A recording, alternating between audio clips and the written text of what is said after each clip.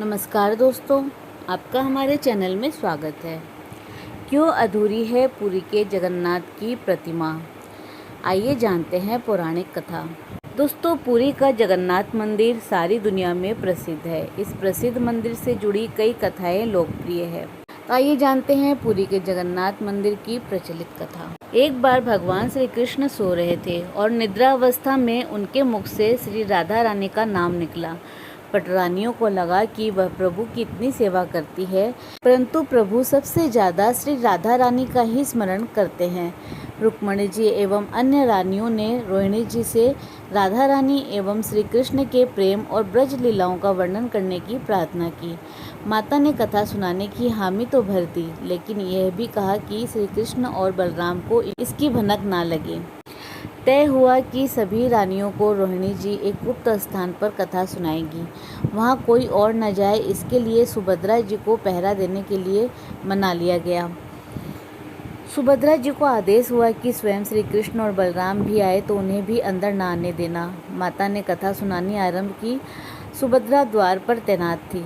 कथा सुनते सुनते सुभद्रा भी इतनी तन्मय हो गई कि उन्हें पता ही नहीं चला कब बलराम और श्री कृष्ण उनके आसपास आकर कथा सुनने लगे। कथा सुनते सुनते श्री कृष्ण, बलराम और सुभद्रा के हृदय में ब्रज के प्रति अद्भुत प्रेम भाव उत्पन्न हुआ।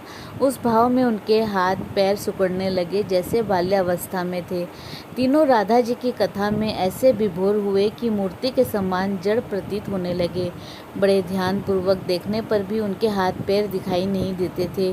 सुदर्शन ने भी द्रवित होकर लंबा रूप धारण कर लिया। उसी समय देव मुनि नारद जी वहां पर आ पहुंचे। भगवान के इस रूप को देखकर आश्चर्यचकित हो गए और निहारने लगे। कुछ समय के बाद जब तंद्रा भंग हुई तो नारद जी ने प्रणाम करके भगवान श्री कृष्ण से कहा कि हे प्रभु, मेरी इच्छा है कि मैंने आज जो आपका रूप देखा है वह रूप आपके भक्त जनों को पृथ्वी लोक पर चिरकाल तक देखने को मिले। आप इस रूप में पृथ्वी पर वास करें। भगवान श्री कृष्ण नारद जी की बात से प्रसन्न हुए और उन्होंने कहा कि ऐसा ही होगा। कलिकाल में मैं इसी रूप में नीलांचल क्षेत्र में अपना स्वरूप प्रकट करूंगा। कलयुग आगमन के उपरांत प्रभु की प्रेरणा से मालवराज इंद्रद्युम्न ने भगवान श्री कृष्ण, बलभद्र और बहन सुभद्रा जी की ऐसी ही प्रतिमा जगन्नाथ मंदिर में स्थापित की। वादे के अनुसार कलयुग में भगवान श्री कृष्ण राजा इंद्रद्युम्न के सपने में आए और उनसे कहा कि वह पुरी के दरिया किनारे एक पेड़ के तने से उनका श्री विग्रह बनवाए और बाद में उसे मंदिर में स्थापित करा दे।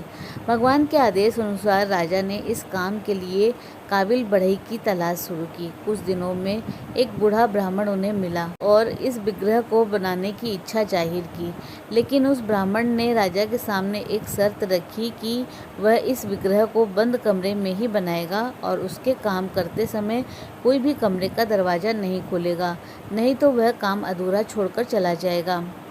शुरुआत में काम की आवाज़ आई, लेकिन कुछ दिनों के बाद उस कमरे से आवाज़ आनी बंद हो गई। राजा सोच में पड़ गया कि वह दरवाज़ा खोलकर देखे या नहीं, कहीं उस बूढ़े ब्राह्मण को कुछ हो तो नहीं गया।